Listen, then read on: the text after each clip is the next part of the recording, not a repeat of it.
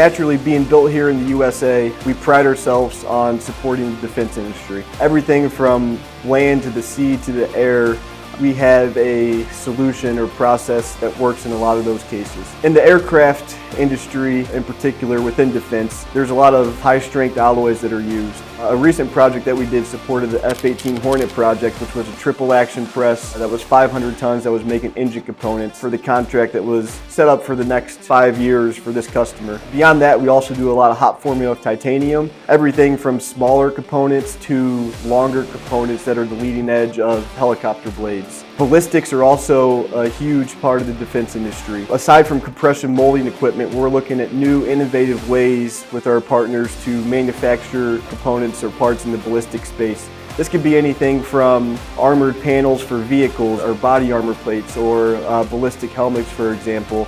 Our servo-electric technology, with the precision that it provides and the repeatability and uptime that you get from this technology, it's a great solution for manufacturing in the ammunition space.